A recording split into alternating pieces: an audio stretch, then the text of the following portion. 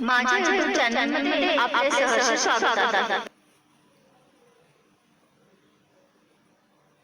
नमस्कार विद्यार्थी मित्रांनो, आज आपण वाट पाहताना हा पाठ पाहणार आहोत. या पाठाच्या लेखिका आहेत अरुणा ढेरे. अरुणा ढेरे यांचा जन्म 1957 मध्ये झाला. अरुणा ढेरे या प्रसिद्ध कवयित्री, कथा लेखिका, संशोधक, समीक्षक म्हणून प्रसिद्ध आहेत. कथा, कादंबरी, ललित लेख, आस्वादात्मक समीक्षा, संशोधनपर लेखन असे त्यांनी विविधांगी लेखन केले आहे. काव्यात्मकता आणि मानवी नात्याचा शोध ही त्यांच्या ललित साहित्याची वैशिष्ट्ये आहेत. त्यांचे प्रारंभ, यक्ष रात्र, मंत्राक्षर, निरंजन, जावे जन्माकडे हे कविता संग्रह प्रसिद्ध आहेत. कृष्ण किनारा, अज्ञात झऱ्यावर हे कथा संग्रह प्रसिद्ध आहेत. रूपोत्सव हा स्फुट लेख संग्रह प्रसिद्ध आहे. मैत्रेयी ही कादंबरी खूप गाजलेली आहे. नागमंडल, लोकसंस्कृतीची रंगरूपे, विस्मृती चिन्हे हे संशोधनात्मक समीक्षात्मक लेखन प्रसिद्ध. प्रत्येक व्यक्तीच्या आयुष्यात कशाची न कशाची तरी वाट बघणे ही अटळ गोष्ट असते. अरुणा ढेरे यांचा जन्म पुण्यात झाला आणि PhD पर्यंतचे सर्व शिक्षणही पुण्यातच झाले. कविता, कथा, दीर्घ कथा, कादंबरी, ललित गद्य, समीक्षा अशा अनेक क्षेत्रात अरुणा ढेरे यांनी विपुल लेखन केले आहे. अरुणा ढेरे यांचा मूळ पिंड कवयित्रींचा, त्यामुळे त्यांच्या लेखनात तरलता, काव्यात्मकता, सौंदर्य लक्ष्मी, संवेदनशीलता यांचा आढळ राहतो. संत साहित्य व लोकजीवन हे त्यांचे खास असे जिव्हाळ्याचे विषय आहेत. प्राचीन संस्कृती व प्राचीन साहित्य यांचा प्रचंड व्यासंग असलेले प्रकांड पंडित डॉक्टर रा. चि. ढेरे हे त्यांचे वडील. बालपणापासून त्यांना घरातच उत्तम दर्जाची हजारो पुस्तके आणि वडिलांना भेटायला येणारे नामांकित साहित्यिक यांचा सहवास लाभला. त्यामुळे त्यांच्या लेखनात बहुश्रुततेचे दर्शन घडते. मानवी जीवनात काही भावनात्मक घटक अटळपणे दिसून येतात. त्यापैकी एक म्हणजे कशाची तरी कुणाची तरी वाट पाहणे. प्रस्तुत ललित निबंधात या वाट पाहण्यातून प्रत्ययाला येणारा सुख दुःखात्मक आणि उत्कंठा हुरहुर दाटून येणारा अनुभव संवेदनशीलतेने अरुणा ढेरे यांनी व्यक्त केला आहे. प्रत्येक व्यक्तीच्या आयुष्यात कशाची न कशाची वाट पाहणे अटळ गोष्ट असते. प्रस्तुत पाठात लेखिकेने वाट पाहणे या गोष्टींचे अनेकविध पैलू आपल्याला उलगडून दाखवले आहेत. वाट पाहणे हा अनुभव कधी सुखद तर कधी दुःखद असू शकतो. त्यात कधी उत्कंठा हुरूर असते तर कधी दडपण असते. हे या पाठातून अरुणा ढेरे यांनी आपल्या लक्षात आणून दिलेले. चला तर विद्यार्थी मित्रांनो, आता आपण प्रत्यक्ष पाठाला सुरुवात करू. होळीनंतर थंडी झपाट्यानं कमी होत जायची आणि आंब्यावर मोहर नुसता घमघमत असायचा. परीक्षा तोंडावर आलेली असायची. मोकळ्या अंगणात अंथरुणं पडायची ती सुट्टी लागल्यावर. पण मार्च एप्रिल मध्ये आम्हाला गॅलरीत झोपायला मिळायचं. बघा काय म्हणतायत अरुणा ढेरे. घमघमत म्हणजे सुगंध दाटून येणे, वास येणे, चांगला वास येणे. अरुणा ढेरे म्हणतात की सुट्टीनंतर म्हणजे होळीनंतर आम्हाला थंडी कमी जाणवायची आणि आम्ही कुठे झोपत असायचो, बाहेर गॅलरीत झोपायचो. मार्च एप्रिल मध्ये आम्ही गॅलरीत झोपायला लागायचो. मोकळ्या मैदानात सर्वांची अंथरुणं पडायची आणि आम्ही छान असं बाहेर झोपी जायचो. रात्रीचे मऊगार हात अंगावर फिरायला लागले की झोपेची गडद चाहूल यायची. डोळे मिटताना मनात एकच संदेश जागा व्हायचा. उद्या कोकिळेचा कुहू कुहू ऐकू येईल का बघू.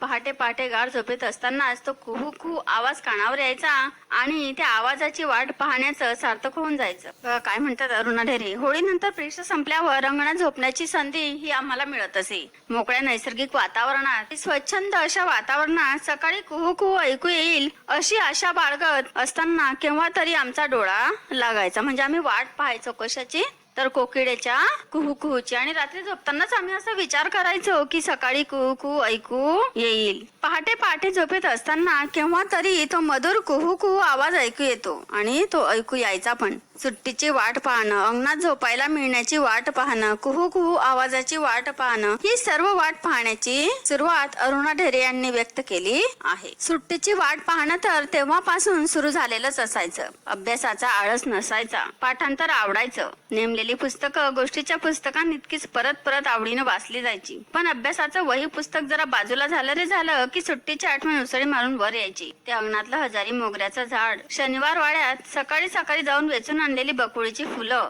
माठातला वाळा घातलेलं पाणी, आई आत्यांची कुरड्या पापडांची घाई, अंगणभर पडणारी वाळवणं, कैरीची डाळ आणि पन्ह, कधी मधी घरची परवानगी मिळाल्यावर चोखायला मिळणारे बर्फाचे गोळे, उसाचा ताजा रस आणि मुख्य म्हणजे खूपच खूप गोष्टींची आणि कवितांची नवी पुस्तकं. सुट्टीची किती वाट पाहत असू आम्ही.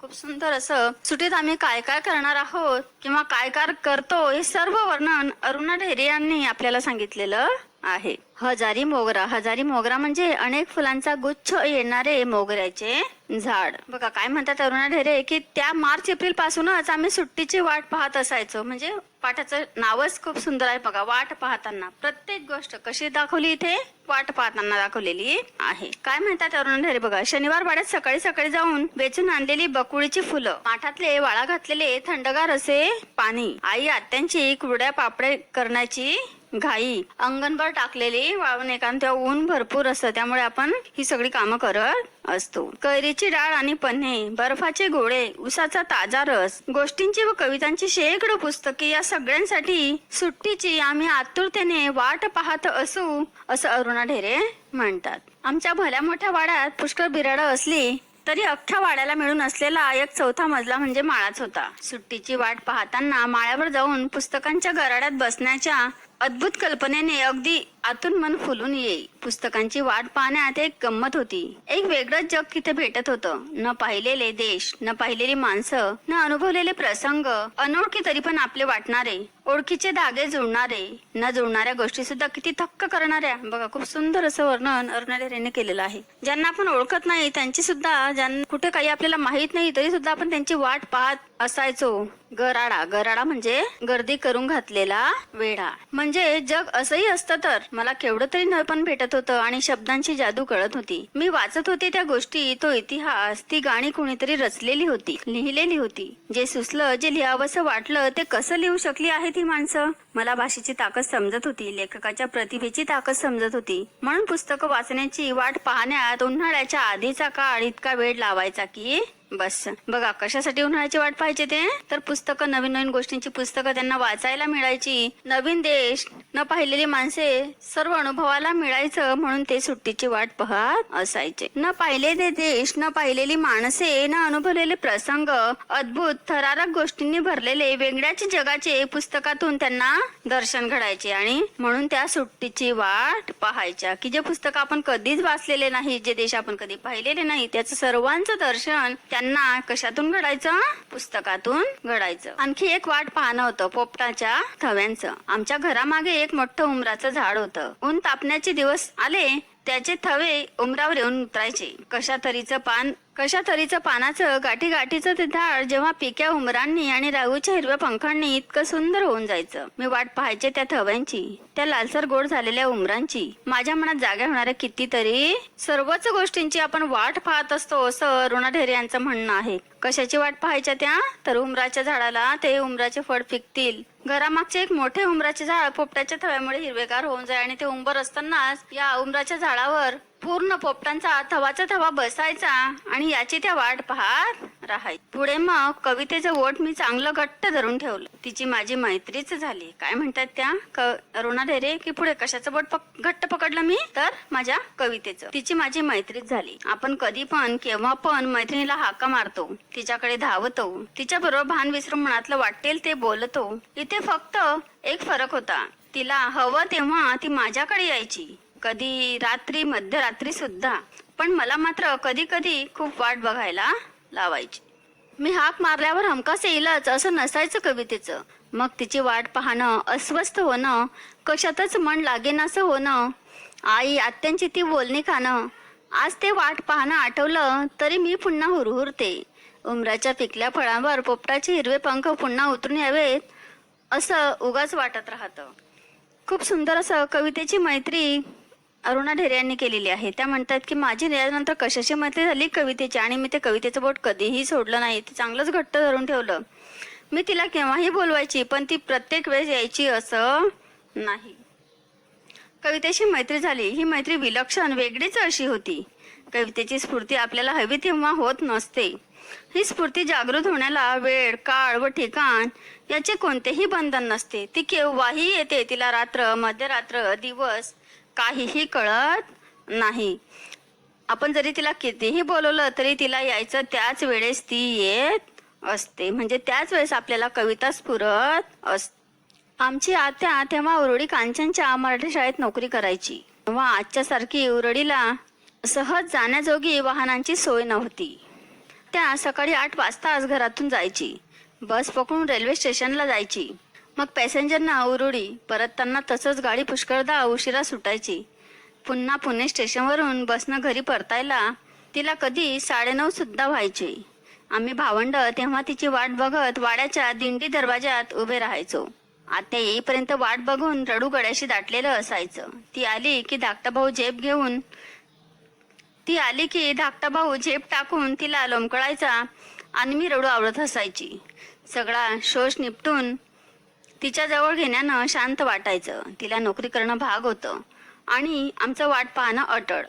आज हे समजणं, पण तेव्हा जीव नुसता फुटून जायचा. कसली भीती वाटत राहायची. दिंडी दरवाजा म्हणजेच मोठ्या दरवाजात असलेला लहान दरवाजा, दिंडी असलेला मोठा दरवाजा. शोष म्हणजे कोरडेपणा, सुकलेपणा, घशास आलेली.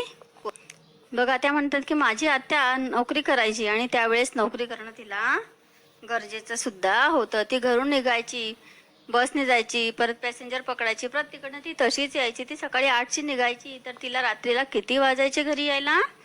9:30 वाजायचे. आणि आम्ही भावंड तोपर्यंत दिंडी दरवाजात तिची वाट पाहत उभे.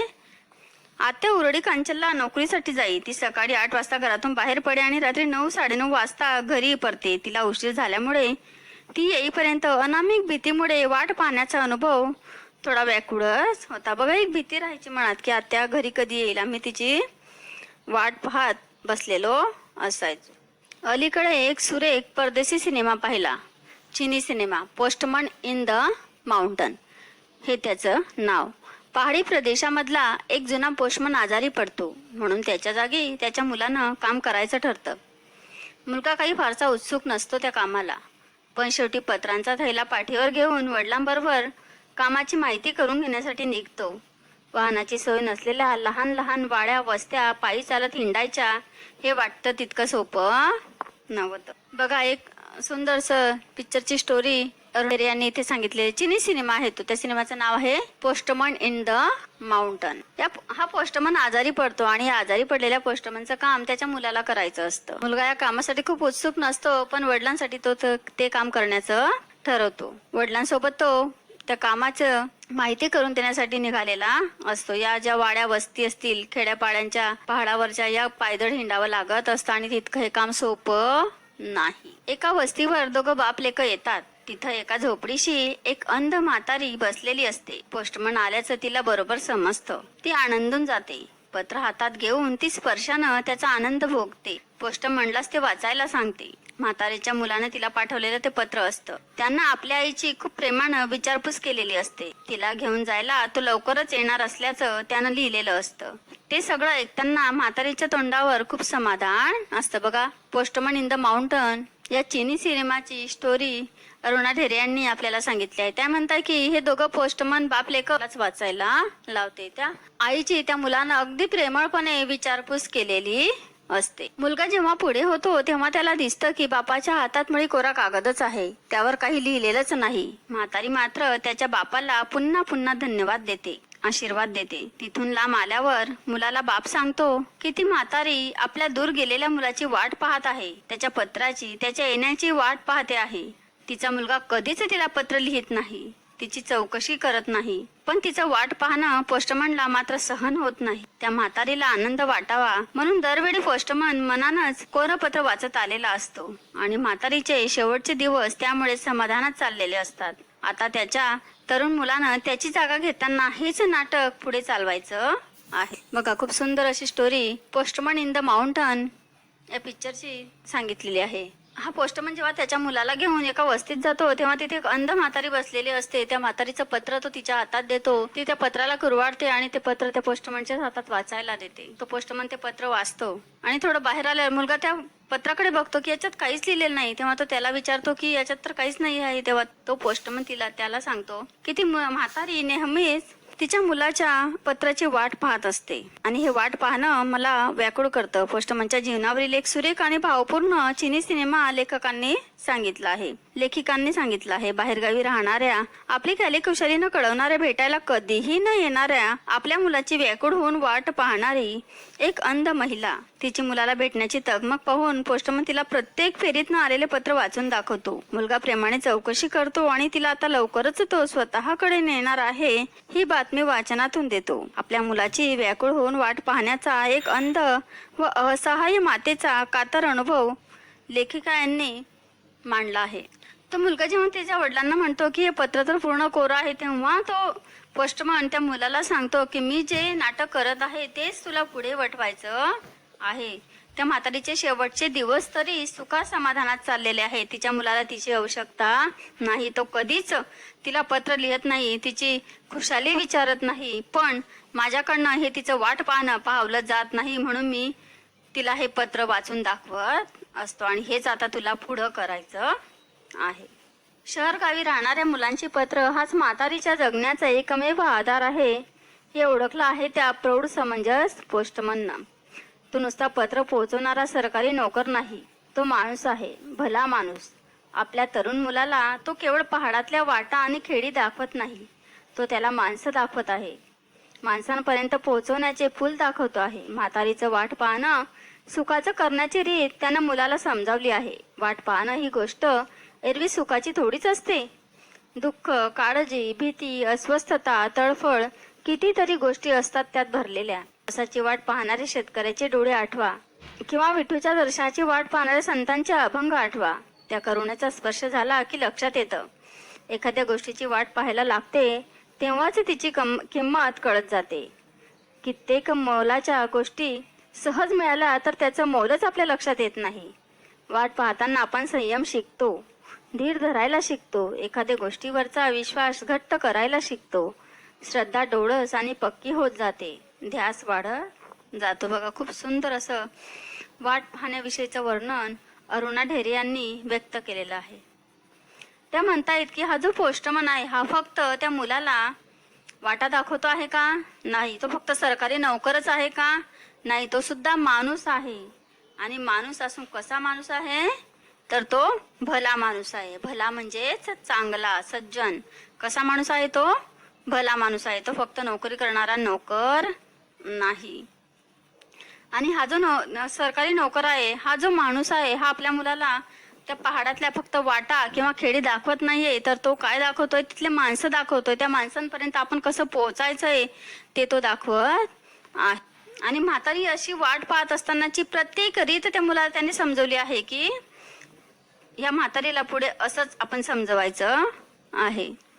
बघा, अरुणा ढेरे म्हणतात की वाट पाहणं आपल्याला सुखाचं वाटतं, पण या वाट पाहण्यामध्ये दुःख असते, काळजी असते, तळफळ असते, भीती असते, अस्वस्थता असते, मनाची घालमेल असते. या सर्व गोष्टी या वाट पाहण्यात भरलेल्या असतात. आता बघा, शेतकरी पावसाची वाट पाहतो, त्याचे डोळे आठवा. जर पाऊस नाही पडला तर तो नेहमी आकाशाकडे पाहत असतो. पंढरीच्या वारीला जाणाऱ्या त्या भक्तांची अभंग आठवा. त्यांच्या अभंगात काय भरलेलं असतं? करुणेचा स्पर्श त्यांना लागलेला असतो. आणि बघा, ज्या वेळेस वाट पाहून आपल्याला एखादी गोष्ट मिळते त्याच वेळेस आपल्याला त्या वस्तूची, त्या गोष्टीची किंमत कळत असते, अन्यथा ती कळत नाही, असं अरुणा ढेरे म्हणतात. खूप अशा किमती वस्तू असतील आणि त्या जर तुम्हाला सहज मिळाल्या तर तिचे मोल, तिची किंमत तुमच्या लक्षात येत नाही. या वाट पाहण्यातून आपल्याला संयम शिकायला मिळतो. संयमातून आपण धीर धरायला शिकतो आणि या धीर धरण्यातून एखाद्या गोष्टीवरचा जो विश्वास असेल तो घट्ट होतो आणि आपली श्रद्धा सुद्धा अटळ होत असते, श्रद्धा पक्की होत असते, आपला ध्यास वाढत असतो. वाट पाहणे सुखाची गोष्ट नसते. ते वाट पाहणे दुःख, काळजी, अस्वस्थता व तडफड यांनी भरलेले असते. एखाद्या गोष्टीची वाट पाहावी लागते तेव्हाच तिची किंमत कळते. वाट पाहताना आपण धीर धरायला आणि संयम बाळगायला शिकतो. वाट पाहावी लागण्याने सुखाची चव वाढते आणि सुखाची गोडी वाढत असते, आपल्या आयुष्यात सुख येत असतं. हे सगळं एका वाट पाहण्याची गोष्ट करताना सहज मनात येत आहे आणि वाटतं की जे हवं ते सहज हाती येऊच नाही. थोडी वाट पाहायला लागावी, थोडी तडफड भोगायला लागावी, तरच सुखाची चव वाढेल, यशाची गोडी वाढेल, प्रेमातली मायेतली तृप्ती वाढेल आणि आयुष्याबद्दलची ओढही वाढेल. बघा, जेव्हा आपल्याला एखादी गोष्ट करावीशी वाटते, पटकन आपल्याजवळ ती यायला पाहिजे असं वाटते, त्यावेळेस ती नाही आली तर चालेल, कारण त्यातली जी तडफड आहे, त्यातली ती गोडी आहे, ती आपण वाट पाहण्यामध्ये वाढवत असतो. वाट पाहताना या पाठात लेखकांनी जीवनाचा एक सुख मंत्रच आपल्याला दिलेला आहे. त्या म्हणतात की वाट पाहणे हा एक विशिष्ट असा मंत्र आहे. कोणत्याही गोष्टीसाठी वाट पाहायला शिकले पाहिजे. वाट पाहणे हे कधीच सुखाचे नसते. यात आपल्या आशा आकांक्षा पूर्ण करण्यासाठी, एखादी गोष्ट मिळवण्यासाठी आपले मन अधीर झालेले असते, मन शंकेने व्याकुळ झालेले असते, आपल्या जीवनाची घालमेल घालेली असते. किती गोष्ट मिळणार आहे, ती कशी मिळणार की नाही, या सर्व गोष्टी त्यात येत असतात. हवी ती गोष्ट आपल्याला मिळेल का, असा प्रश्न आपल्या मनात काहूर माजवत असतो. एखादी गोष्ट वाट न पाहता चटकन मिळाली तर ती गोष्ट आपली जीवाभावाची आहे, वरवरची आहे हे कळायला मार्ग राहत नाही. इच्छा तात्काळ पूर्ण झाल्यास आपल्याला आनंद मिळेल हे खरे आहे, पण आपण कदाचित वरवरच्या गोष्टींमध्ये बुडून जाण्याची शक्यता असते. अधिकाधिक वाट पाहिल्यामुळे आपली खरी ओढ कुठे आहे हे कळते. म्हणजेच आपल्याला खरोखर काय हवे आहे, आपल्याला नेमके कशात गुंतायचे आहे, नेमके कशाची गरज आहे हे आपल्याला कळून चुकते. जे आपल्या दृष्टीने मोलाचे आहे, ज्याची किंमत आपल्याजवळ आहे, हे शोधण्याची दृष्टी या वाट पाहण्यातून आपल्याला मिळत असते. आपल्या दृष्टीने मोलाच्या असलेल्या गोष्टी मिळाल्या तर आपले जीवन समृद्ध होते. समृद्ध जीवन जगणे हेच तर प्रत्येक माणसाचे ध्येय असते. बघा, आपण जीवन जगत असताना नेहमी आपण कशाने समृद्ध असले पाहिजे, तर मनाने आपण नेहमी समृद्ध असले पाहिजे. म्हणून वाट पाहणे त्रासाचे असले तर अनेक गोष्टींचे मोल ओळखण्यासाठी ते सहज उपयोगी ठरते. सुट्टीतल्या सगळ्या गोष्टी जगायला मिळतील या आशेने लेखिका कशाची वाट पाहत आहेत? सुट्टीची वाट पाहत आहेत. अनेक अनोळखी प्रदेश, अनेक माणसे, अनेक प्रसंग यांचा सहवास घडवणाऱ्या पुस्तकांची वाट पाहत आहेत. सुट्टीमध्ये मला या सर्व प्रकारची पुस्तके वाचायला मिळतील आणि या पुस्तकांची वाट पाहणे अत्यंत रमणीय आहे. कोणासाठी? तर लेखिकांसाठी. उंबराच्या झाडावर बसणाऱ्या पोपटांच्या थव्यामुळे हिरवेगार बनलेले ते झाड पाहून लेखिकांचे मन हळवे होते, व्याकुल होते, कोमल होऊन जाते. त्यातच त्यांच्या कवितांची मुळे रुजतात, तिथेच त्यांना कविता स्फुरायला लागते. वाट पाहण्याने त्यांची निर्मिती क्षमता, निर्मितीशीलता जागृत होते. नवनिर्माणाची ओढ त्यांना लागते. कशामुळे लागते ही? तर वाट पाहण्यामुळे लागते. त्याची वाट पाहताना त्यांचे मन अस्वस्थता आणि अनामिक भीतीने भरून जाते. या सर्वात जगण्याचा अनुभव होता. अस्वस्थता, हुरहुर, दुःख, तगमग, शंका, कुलता हे सारे भाव पोस्टमनला भेटलेली म्हातारी तसेच शेतकरी, वारकरी, भक्त यांच्या चेहऱ्यावर लेखिकांना गवसतात, लेखिकांना सापडतात. अशा प्रकारे जगण्याच्या मुळाशीच वाट पाहण्याची भावना असल्याचे भान लेखिका या लेखातून वाचकांना देतात. म्हणून वाट पाहताना हे शीर्षक अतिशय समर्पक असे लेखिकांनी दिलेले आहे. चला मग मित्र हो, पुन्हा भेटू माझ्या शैक्षणिक व्हिडिओमध्ये. यासाठी माझ्या चॅनल सबस्क्राइब करा, बेल आयकॉनला क्लिक करा आणि व्हिडिओ